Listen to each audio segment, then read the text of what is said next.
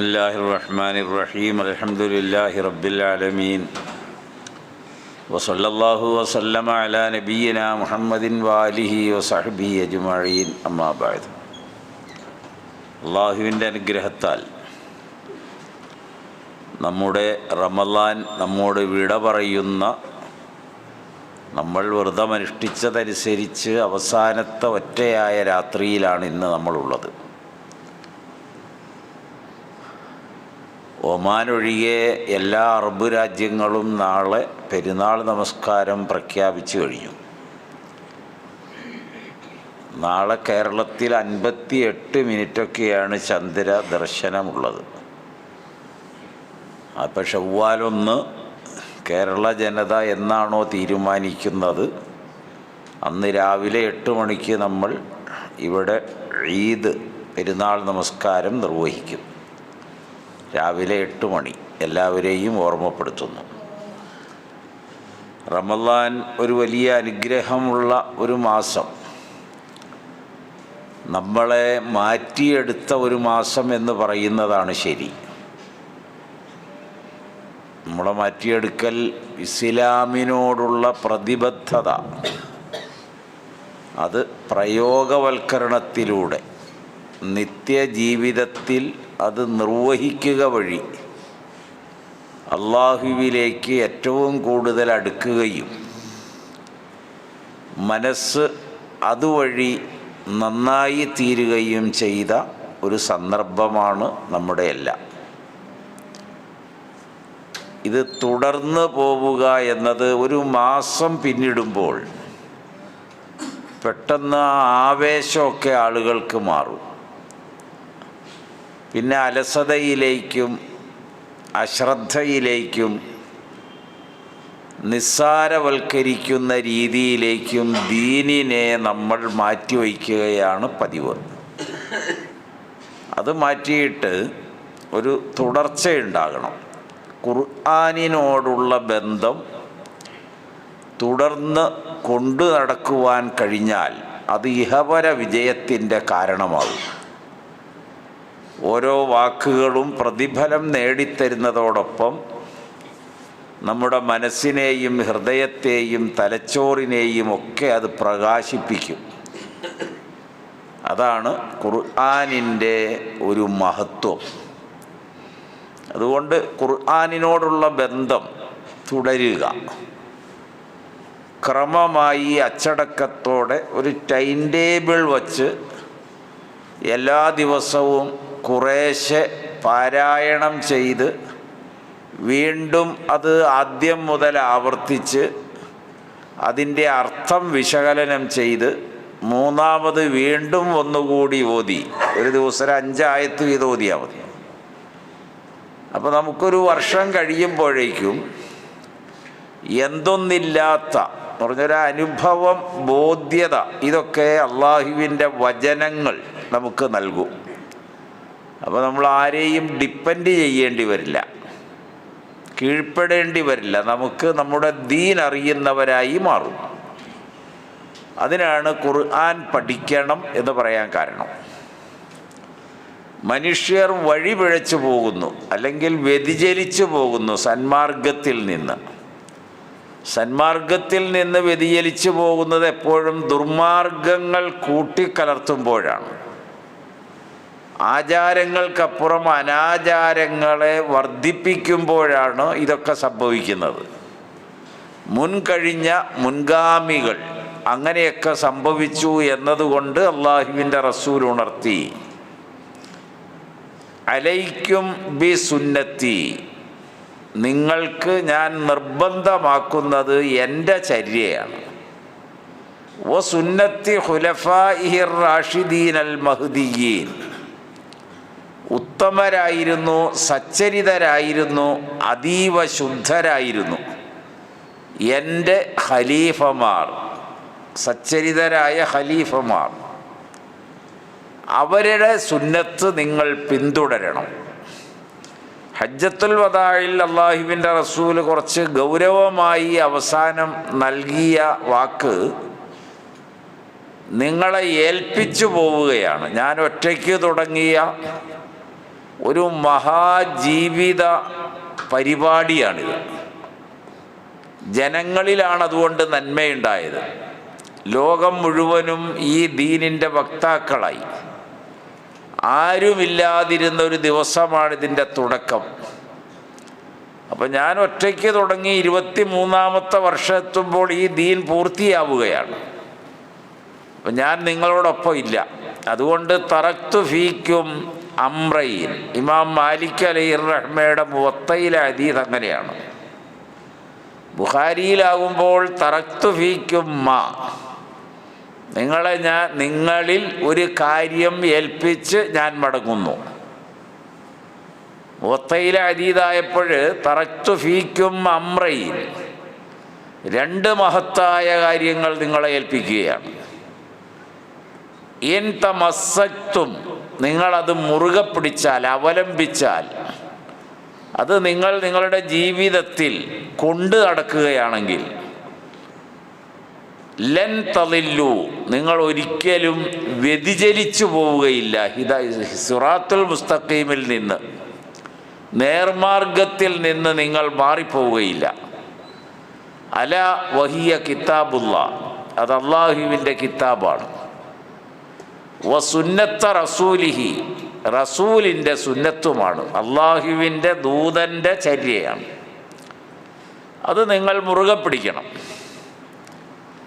ഗുൻയയിൽ മഹാനായ ഷെയ്ഖ് മുഹിയുദ്ദീൻ അബ്ദുൽ ഖാദിർ ജീലാനി റളിയല്ലാഹു അൻഹു, അദ്ദേഹത്തിൻ്റെ ഒരു അന്ത്യോപദേശമുണ്ട്. ഗുൻയയിൽ 40 ഭാഗങ്ങളാണുള്ളത്.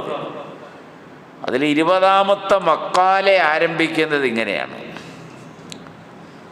വജ്അലിൽ കിതാബ വസ്സുന്നത്ത അമാമക ഫൻളുറു ഫീഹിമാ ബിത്തഅസ്സുലിൻ വതദബ്ബുരിൻ വഅമൽ ബിഹിമാ വതുതീറു ബിഹിമാ.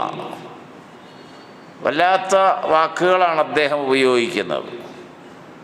അദ്ദേഹം പറഞ്ഞത്, അള്ളാഹുവിൻ്റെ കിതാബ് എന്ന ഈ ഖുർആൻ നിങ്ങളുടെ മുൻപിൽ നിവർത്തി വയ്ക്കണം. 2, നിങ്ങളുടെ പ്രവാചകൻ്റെ ജീവിതചര്യ നിവർത്തി വയ്ക്കണം. ഇത് 2 നിങ്ങളുടെ മുൻപിലുണ്ടാകണം.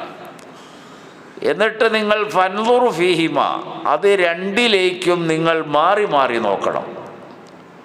ബിത്തഅസ്സുലിൻ, അത് നിങ്ങളുടെ അടിസ്ഥാന പ്രമാണമാണ്, അസിലാണത്.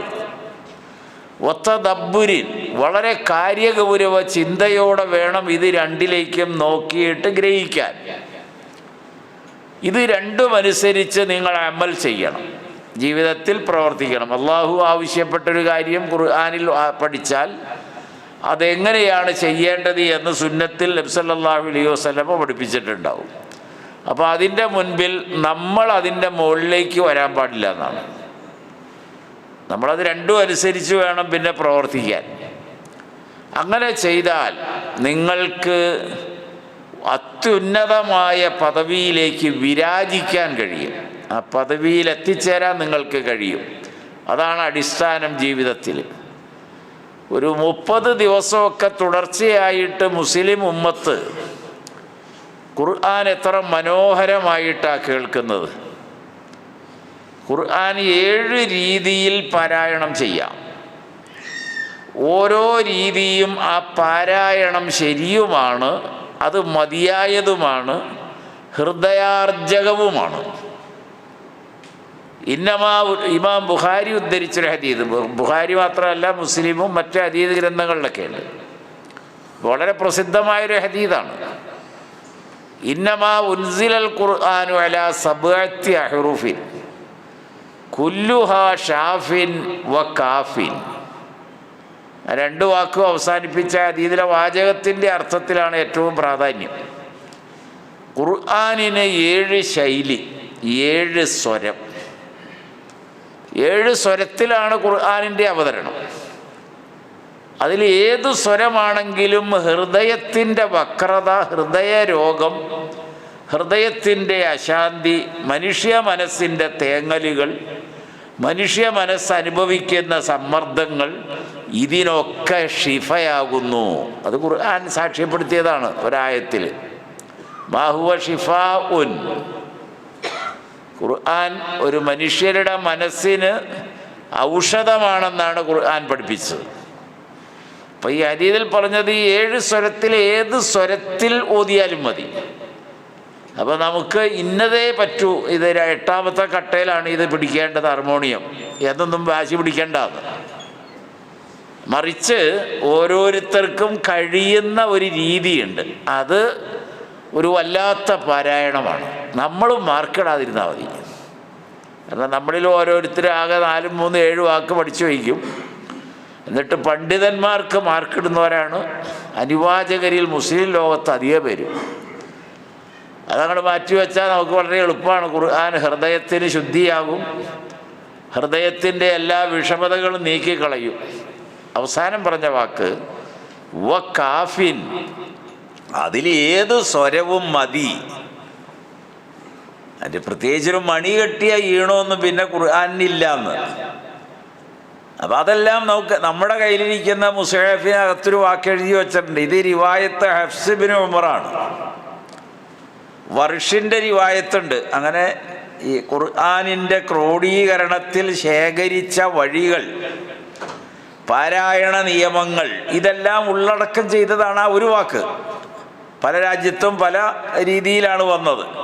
ഖുർആൻ ഒന്നേ ഉള്ളൂ. അപ്പോൾ ഞാൻ പറഞ്ഞത്, ഒരു 30 ദിവസം ഇത് കേട്ട് ഹൃദയം പുളകം കൊണ്ട് ഭയഭക്തി ജനിച്ച് വളരെ പാകതയിൽ അച്ചടക്കത്തിൽ ജീവിച്ച നമുക്ക് ഇനി അള്ളാഹുവിനെ ഓർക്കുമ്പോൾ, ഖുർആൻ കാണുമ്പോൾ, അത് കേൾക്കുമ്പോൾ മനസ്സ് തരളിതമാകണ്ടേ?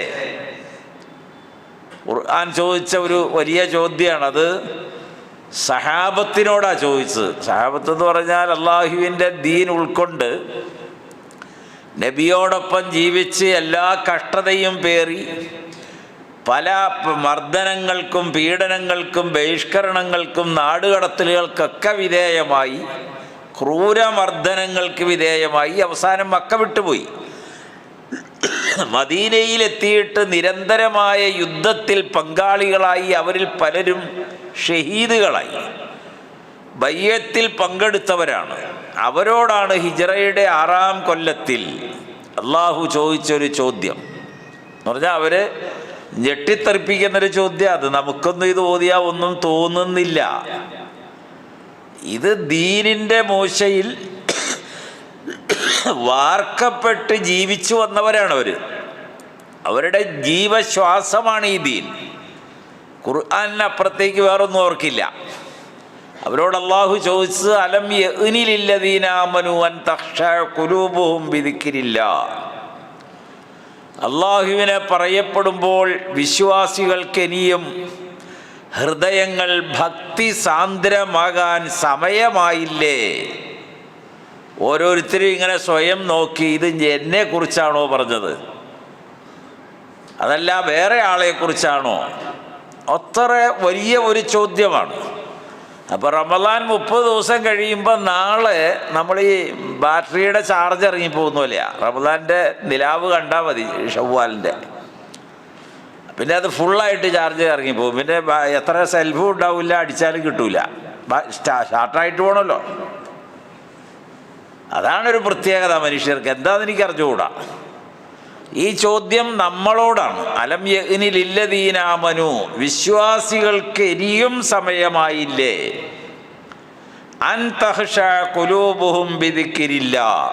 നിങ്ങളതൊരു 10-15 പ്രാവശ്യം ഒന്ന് ആവർത്തിച്ച് ആ ആയത്തൊന്ന് പറഞ്ഞു നോക്കുക. അപ്പോൾ നമ്മുടെ ഹൃദയത്തിൽ അത് കൊള്ളും. അപ്പോൾ ഞാൻ അവസാനിപ്പിക്കുകയാണ്.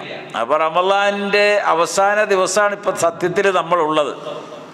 ഇന്ന് ഈ നമസ്കാരമൊക്കെ തീരും, തറാവീഹ് അവസാനിക്കും, ഇസ്തിഗ്ഫാർ തീരും, തൗബ തീരും, അങ്ങനെ തുടങ്ങി എന്തെല്ലാം അനുഗ്രഹങ്ങളാണോ ഉള്ളത് അതെല്ലാം ഇന്നിവിടെ വച്ച് അവസാനിക്കുകയാണ്. ലൈലത്തുൽ ഖദ്റും അങ്ങനെ തന്നെയാണ്. ഇനി പ്രതീക്ഷിക്കാൻ വേറെ ദിവസമൊന്നുമില്ല. ആകെ ഉണ്ടായത് 10 ദിവസങ്ങളായിരുന്നു. അത് പലർക്കും സംശയമുള്ളത്, നമുക്കിവിടെ ഒറ്റയായപ്പോൾ അവിടെ ഇരട്ടിയാണല്ലോ, പിന്നെ എങ്ങനെയാണ് കിട്ടുക എന്നൊക്കെയാണ്. അതങ്ങനെ ഒന്നും ചിന്തിക്കേണ്ട കാര്യമില്ല. അവസാന 10 ദിനരാത്രങ്ങൾ വിശ്വാസികളുടെ മേൽ അള്ളാഹു വർഷിക്കുന്ന കാരുണ്യത്തിൻ്റെയും ഇസ്തിഗ്ഫാറിൻ്റെയും തൗബയുടെയും നരകമോചനത്തിൻ്റെയും സ്വർഗപ്രവേശനത്തിൻ്റെയൊക്കെ ഒരു വലിയ അനുഗ്രഹ വർഷം മുസ്ലിം ഉമ്മത്തിന് നൽകലാണ് ഈ 10 ദിവസവും. അതിൽ കുറേ കൂടി ഓരോ ദിവസം കഴിയുന്തോറും നമ്മൾ ഉണർന്ന് പ്രവർത്തിക്കുക എന്ന് മാത്രമേ അതിനർത്ഥമുള്ളൂ. അല്ലാണ്ട് നമ്മൾ കാണുന്ന ഒരു ഒറ്റയായ ദിവസം ഇന്ന് ഏതാണ്ട് സാധ്യതയുണ്ട്, അവിടെ മഴക്കാറുണ്ട്, ഇവിടെ തണുത്ത കാറ്റ് വരുന്നുണ്ട്, ഇതൊന്നും അല്ല അതിൻ്റെ തെളിവ്. അപ്പം ഞാൻ സൂചിപ്പിച്ചത് അങ്ങനെയുള്ള ദിനരാത്രങ്ങൾ ഇന്നോടുകൂടി അവസാനിക്കുകയാണ്, ഈ രാത്രിയോടുകൂടി. അപ്പോൾ നമ്മൾ വളരെ ഗൗരവത്തോടു കൂടി തന്നെ ഖുർആനിനോടുള്ള ബന്ധം നിലനിർത്തണം. ഒരു സൂറത്തിൽ എത്ര പ്രാവശ്യം ആവർത്തിച്ചത്? ആവർത്തിക്കുകയാണ്. ഒരു ചെറിയൊരു സൂറത്താണ്. ആ സൂറത്തിനകത്ത് വലഖദ് യസ്സർനൽ ഖുർആൻ ലിദ്ദിക്ർ, ചിന്തയുള്ളവർക്ക്. ഖുർആൻ എളുപ്പമാണ്, സരളമാണ്, ലളിതമാണ്, ഹൃദയാർജകമാണ്. ആർക്ക്? ലിദ്ദിക്ർ, ചിന്തയുള്ളവർക്ക്, ചോദിക്കുന്നവർക്ക്, അന്വേഷിക്കുന്നവർക്ക്. ദിക്റിൻ്റെ അർത്ഥമാണ് ഞാൻ ഈ പറഞ്ഞത്. ഫഹൽ മിൻ മുദ്ദക്കീർ, അല്ല നിങ്ങളിൽ ആർക്കും ബോധമില്ലേ? എത്ര ഗൗരവമായൊരു ചോദ്യ. അപ്പോൾ ഖുർആനിനോട് നമ്മുടെ ഒരു നിത്യവസന്തമാക്കണം. നബിയുടെ ദുആ നമ്മൾ ചെയ്യാറുണ്ട്. ഞാൻ ആ ദുആ ഒരു ദിവസം ഇവിടെ ക്ലാസ്സിൽ പറഞ്ഞതാണ്. അല്ലാഹുമ്മ ജിഅലിൽ ഖുർആന റബിയ ഖൽബി, എൻ്റെ ഹൃദയ വസന്തമാക്കണം, കണ്ണിന് വെളിച്ചമാക്കണം, എൻ്റെ ഹൃദയത്തിൻ്റെ ദുഃഖങ്ങൾ അകത്തുന്നതാക്കണം ഖുർആൻ. ഇതാണ് ആ ദുആ. ജലാ ഖൽബി, ജലാ നീക്കിക്കളയുന്നതാക്കണം എന്ന് അള്ളാഹുവിൻ്റെ റസൂൽ ദുആ ചെയ്തു. ആ പ്രാർത്ഥനയിൽ നമ്മുടെ ജീവിതത്തിൽ എപ്പോഴും അത് ശ്രദ്ധ വേണമെന്ന് ഉണർത്തുന്നു. റഹ്മാനായ അള്ളാഹു നമ്മെ അനുഗ്രഹിക്കുമാറാകട്ടെ. ഈ മഹത്തായ മാസം അതിൻ്റെ 1-ാം ദിവസം മുതൽ ഇന്നേ വരെയും നമ്മളിൽ നിന്ന് അറിഞ്ഞും അറിയാതെയും സംഭവിച്ച പ്രയാസങ്ങൾ, വിഷമതകൾ, ന്യൂനതകൾ, കുറ്റങ്ങൾ, പാപങ്ങൾ റഹ്മാനായ അള്ളാഹു അവൻ്റെ മഹത്തായ ഫളല് കൊണ്ട് എല്ലാ ദോഷങ്ങളും നമുക്ക് മാപ്പ് ചെയ്ത് പുറത്തു തന്ന് അനുഗ്രഹിക്കുമാറാകട്ടെ. എല്ലാ ദോഷങ്ങളും പാപങ്ങളും നമ്മുടെ ജീവിതത്തിൽ അള്ളാഹുവിൻ്റെ റഹ്മത്ത് തടയപ്പെടുന്നതിന് നിമിത്തമായി അള്ളാഹു നിലനിർത്താതിരിക്കുമാറാകട്ടെ. ഈ റമളാനിനെ ആദരിക്കുന്ന മുഅ്മിനീങ്ങളിൽ അള്ളാഹു നമ്മെ ഉൾപ്പെടുത്തി തരുമാറാകട്ടെ. റമളാനിനെ സാക്ഷിയായവരായ നമുക്ക് റമളാൻ മഹ്ശറയിൽ അനുകൂല സാക്ഷിയായി അള്ളാഹു കൊണ്ടുവരുമാറാകട്ടെ. ഈ റമളാനും നമ്മുടെ വിശുദ്ധമായ നോമ്പും സാക്ഷി പറയുകയും ഷഫാഅത്ത് നൽകുകയും ചെയ്യുന്ന ഒരു ദിവസം മഹ്ശറയാണ്.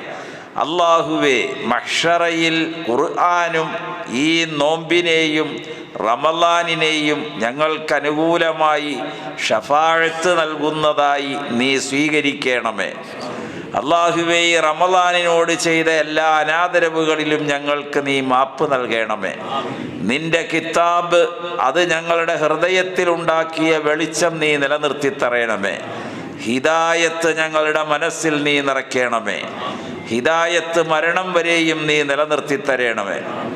ഹിദായത്ത് നൽകി ഞങ്ങളെയും ഞങ്ങളുടെ കുടുംബാദികളെയും മക്കളെയും അല്ലാഹുവേ നീ കാത്തുരക്ഷിക്കണമേ.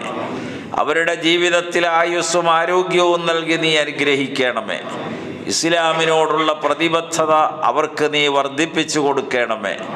ദീനിന് വേണ്ടി പ്രയത്നിക്കാനും പ്രവർത്തിക്കുവാനുമുള്ള മനസ്സവർക്ക് നീ നൽകി അനുഗ്രഹിക്കണമേ.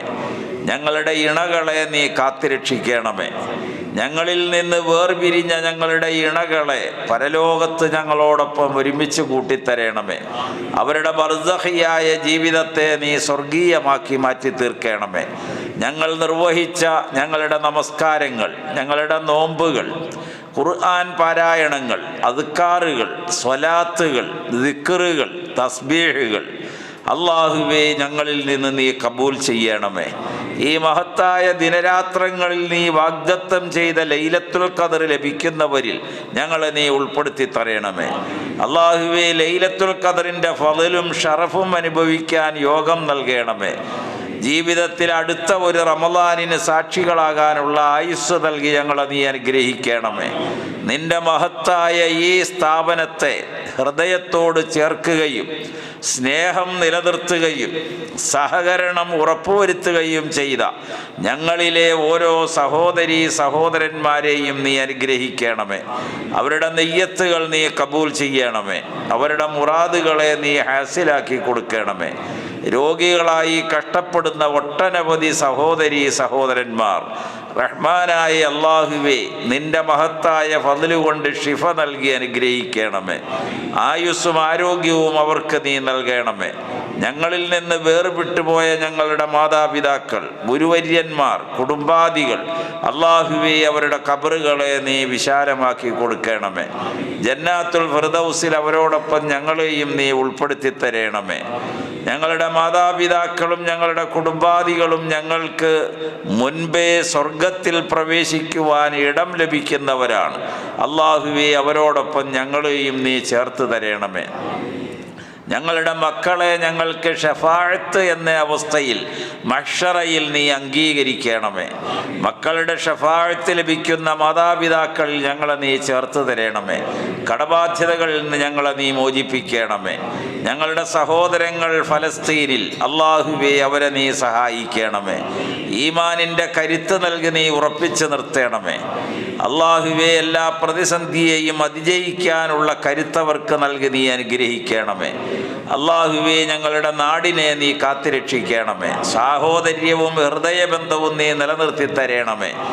സഹവാസം ഞങ്ങളുടെ ജീവിതത്തിൽ നീ ഉറപ്പാക്കി തരണമേ. റബ്ബനാ ആതിനാ ഫിദ്ദുനിയാ ഹസന വഫിൽ ആഖിറതി ഹസനതൻ വഖിനാ അദാബന്നാർ നജ്ജിനാ മിമ്മാ നഖാഫു വനഹ്ദർ റബ്ബിർഹംഹുമാ കമാ റബ്ബയാനി സ്വഗീറ. സ്വല്ലല്ലാഹു വസല്ലമ അലാ നബിയിനാ മുഹമ്മദിൻ വആലിഹി വസഹ്ബിഹി അജ്മഈൻ വൽഹംദുലില്ലാഹി റബ്ബിൽ ആലമീൻ.